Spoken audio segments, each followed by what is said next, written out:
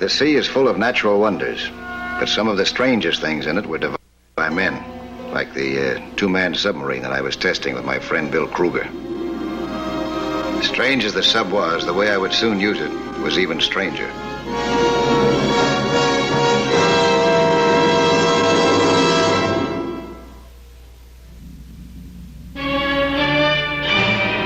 In a cove near San Diego, we were giving the Midget sub a real workout. Bill was developing it to sell to the Navy. He'd done a good job. With its silent electric motor, it could carry two men, equipped with diving lungs, about 15 miles at a fair speed. It still had some flaws. The doors, designed for quick escape in emergencies, were sometimes opened by changes in pressure. And the controls weren't perfect yet. I enjoyed helping Bill, especially as I could see the value of this small craft for surprise attacks and secret missions. Not that I intended to go on any. I figured those days were in the past for me. I thought that we were testing the sub secretly, but I was mistaken.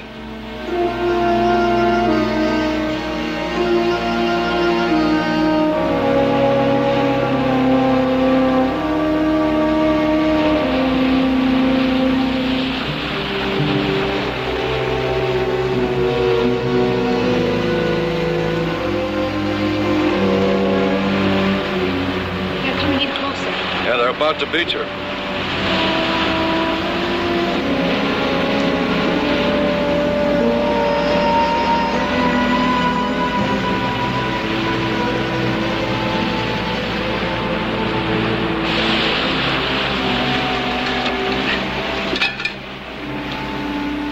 Well, what do you think of her now?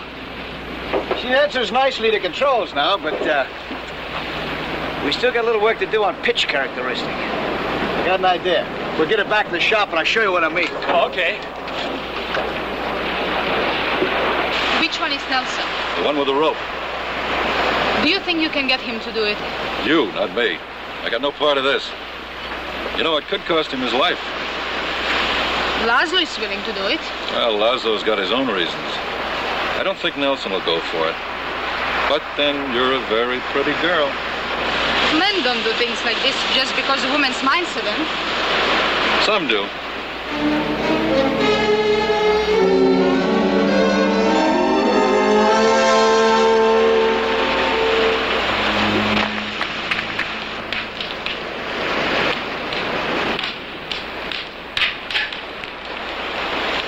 Hey, is there somebody up there? I don't know. Take a look, see.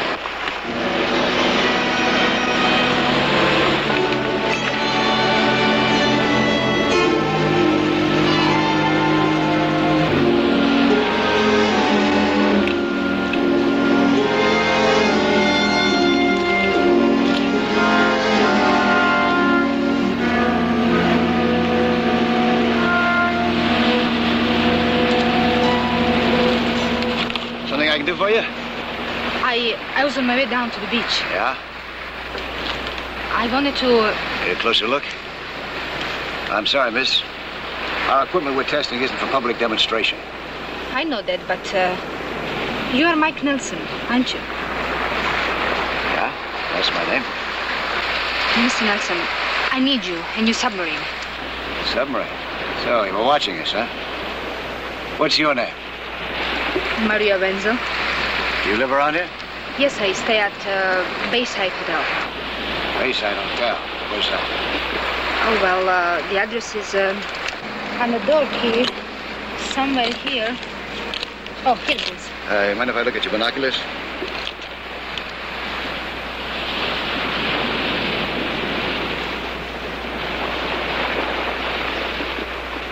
I guess you got quite a look at our sub, huh? But I wasn't spying. Then you wouldn't mind if I kept these for a while, would you? Why? What for? For your fingerprints. A federal agent might be interested in this. Maria. Who are you? Federal agent.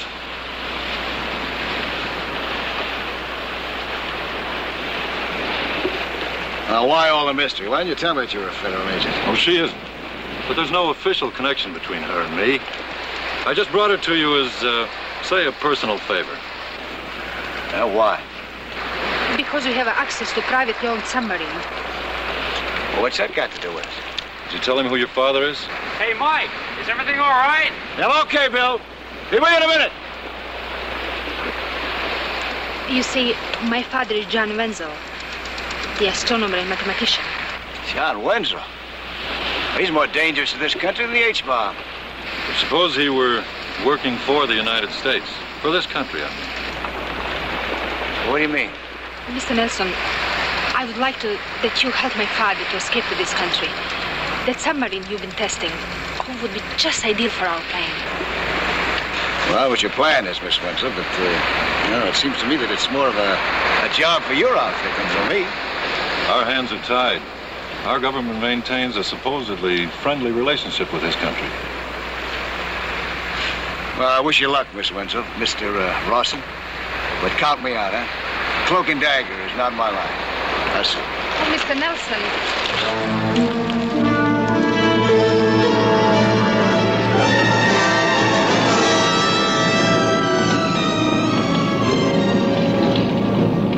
After I left Bill and returned to the Marineland Pier, another surprise was waiting for me on the dock. Mr. Nelson.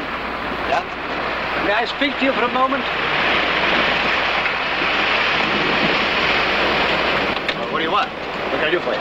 I should like to consult your profession. Wait a minute, aren't you, isn't your name Eugene Laszlo?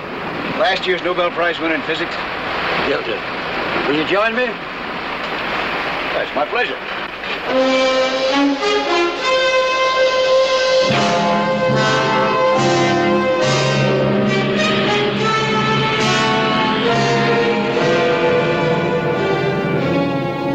The scientific ship on which Jan Wenzel will be is scheduled to leave Vladivostok midnight, June the 12th. It will proceed so. Down the Sea of Japan into the Pacific, turning immediately to the 40th meridian of latitude here. It will then proceed easterly on the same meridian. On July the 12th, the ship will reach the 180th meridian of longitude here. What's the mission of this ship? To track the orbit of the Earth's newest artificial satellite from a certain given position. It's a spot right here, huh? Where you're going to take Wenzel off the ship. That'll be our best chance. It's about 3,000 miles from Japan, about 2,000 from Hawaii. Boy, that's in the middle of nowhere. Exactly. They will be least suspicious then of an attempt to rescue Wenzel. Well, there's no doubt about that. Tell me, how accurate is all this information that you have? Completely accurate. To the last dot. I believe you gentlemen have met. Yes, I believe we have. How are you? Mr. Ross. Mr. Rawson has checked my information carefully. Through our own channels. It's 100% accurate. Tell me, how do you propose to reach the rendezvous point? A fishing vessel from Midway Island. Tell me this. Why a midget submarine? Why not use a rubber landing raft to get from the fishing boat to Wenzel's ship? Because the ship will be under security. Its radar would reveal the approach of the surface boat. Well, what about sonar? That'll take a submarine. In shark-infested waters, their sonar would easily mistake your submarine for a fish. But suppose that you finally do manage to come alongside of the ship. A person can't just go wandering around a hostile ship looking for John Wenzel.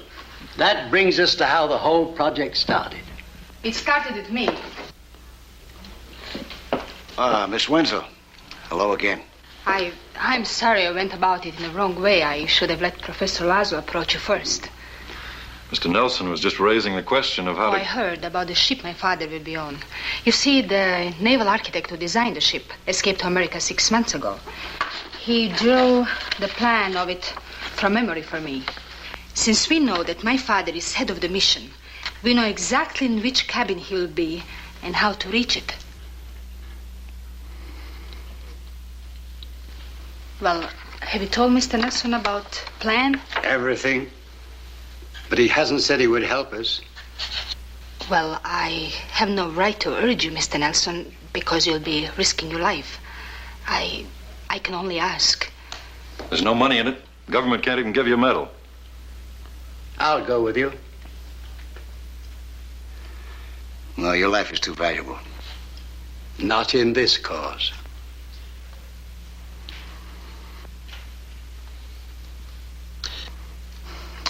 You know, for something like this, I don't think that Bill Kruger would mind if I risked his submarine. I'll do it. Mr. Nelson. Wonderful.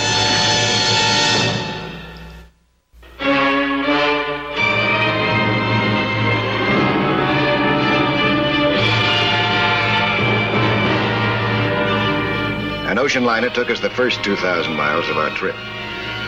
The sub, with its delicate equipment, had to be watched every minute, especially when we moved it. In Honolulu, we transferred to a smaller vessel.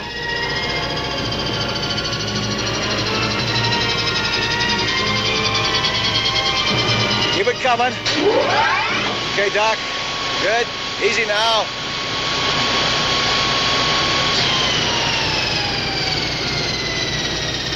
Easy, easy, easy. That's it. Good, Doc.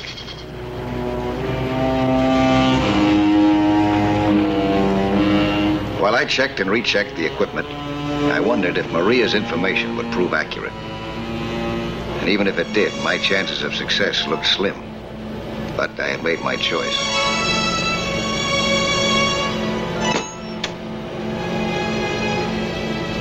During the long days at sea, I had plenty of time to memorize the plans of Dr. Wenzel's ship.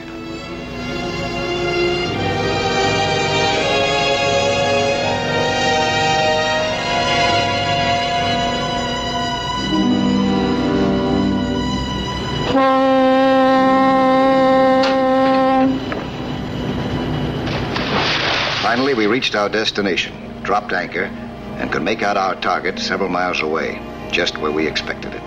That evening, we lowered the sub alongside, and our weeks of preparation came to an end. Now everything was up to this strange craft, and to me.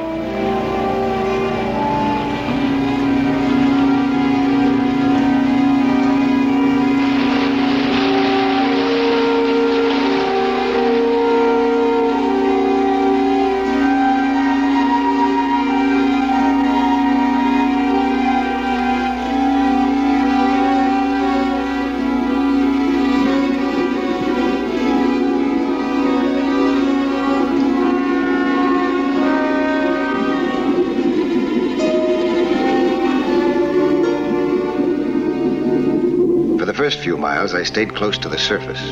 The sub handled well, but I had no way of knowing if the ship's sonar would detect my approach. I kept my course straight for the ship.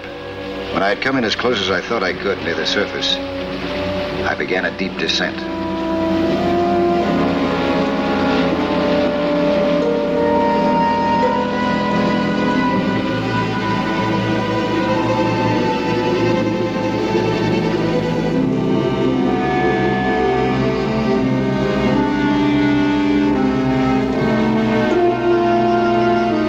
Again, right alongside the ship, slipped out of the sub, and quietly swam to the boat. Unfortunately, the moon was bright.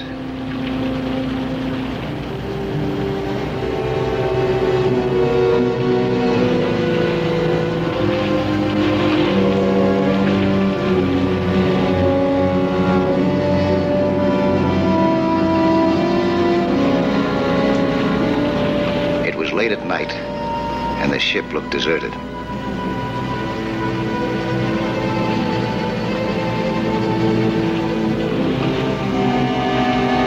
As a cloud covered the moon, I climbed over the rail. There was no one on deck, but the moon was out again, so I had to get below quickly. And thanks to Maria's plans, I knew exactly where to go.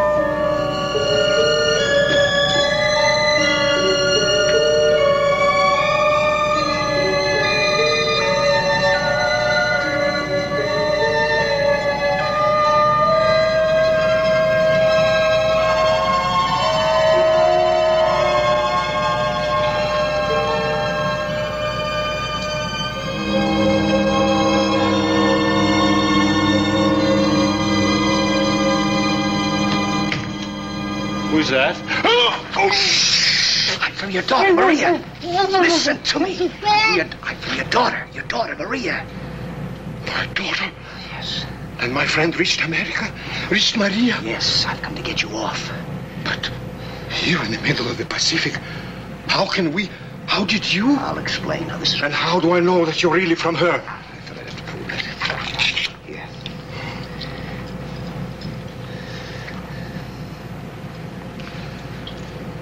Oh, yes. Yes, my little baby. I remember.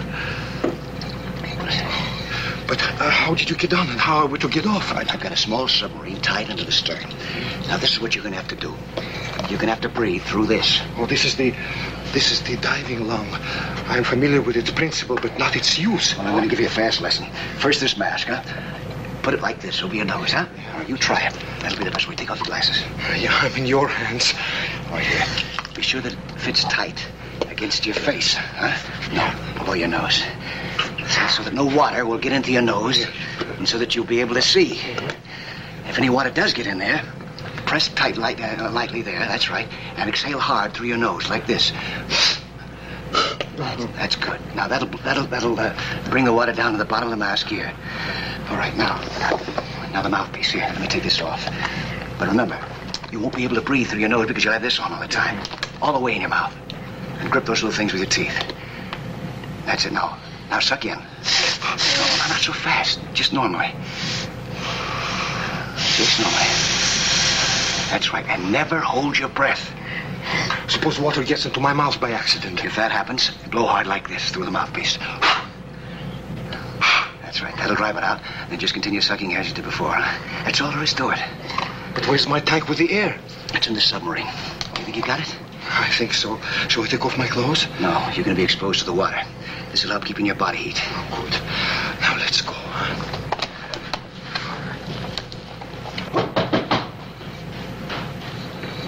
One moment.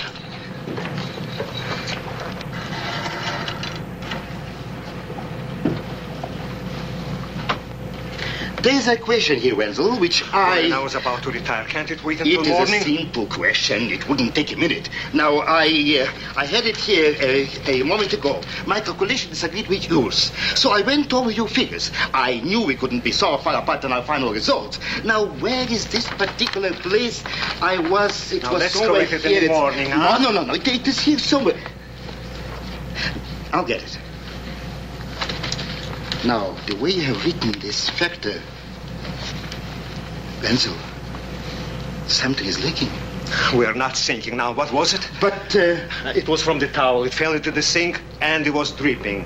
Now, you're absolutely wrong about my making an error. Everybody makes mistakes. Now, look for yourself. But of course, you are perfectly right. I should have written the angle of declination as plus 906.8. I caught you for once. My apologies, Gordon. I never thought I'll see the day. I hope this is the last mistake I make on this voyage. Good night, Gordon. Good night. And thanks. Good night. I shall go first. At each turn, I shall signal whether it's clear. All right. I just wanted to ask you. Give me something to try and gag him with. Please, let go of him. Please, there are stronger ties than the rope. Let him go. I'm sorry, Gordon, but you surprised us. But what? This man has come to spirit me off the ship in a submarine to America. Incredible. No, but we were about to go when you came in. Quickly. I suppose it is credible. The only question, Gordon, will you let us go peacefully? Will you take me too? No, I'm sorry. There's only room for two of us in the boat. Then, good luck. Thank you. Thank you. Perhaps my turn will come too.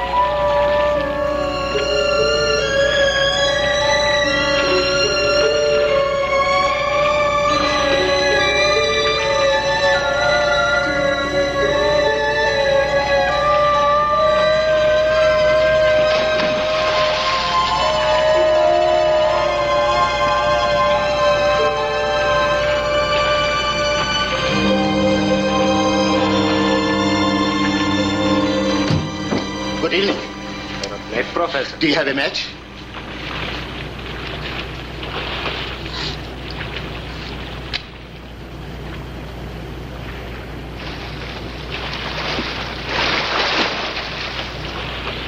Thank you. It's a beautiful night. It's only here, away from the city, one can see the real beauty of nature. And look, when we will be able to travel with the speed of light, it will take us 100,000 years to go from one end of the Milky Way to another. Yes. And another thing, when we look at the stars, we look not only into the distance, but back into time. What's that? It's the fish. Seemed to come from the stern. No, it comes from over there. Here, what did I tell you? It's the fish. It is shayot and triangulus or holocontus. They're contus. I have never seen one. Have you? But I see something down there. No, it is the fish, you know. The fish. Don't you so? Wait! Hey, but what's that? You see, it is the Delphinus dephis, or the common dolphin. But I heard a splash. Ah, they are very playful, you know.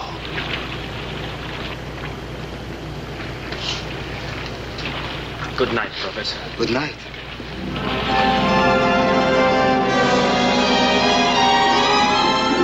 It took some time to get Dr. Wenzel's diving lung adjusted and for him to get used to it. And we went off as fast as the sub could go.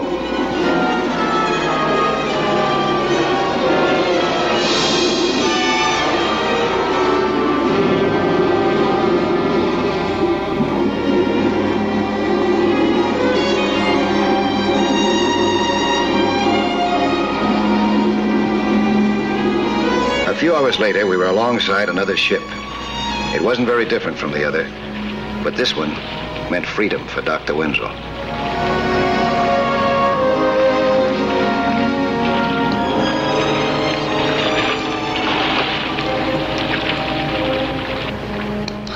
There's the swabber.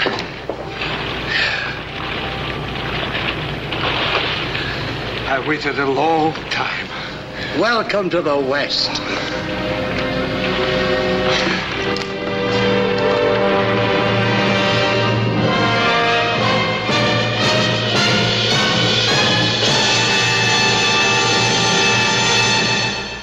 Hi, I'm Lloyd Bridges, inviting you to join us for another action-packed story of underwater adventure 1 week from today.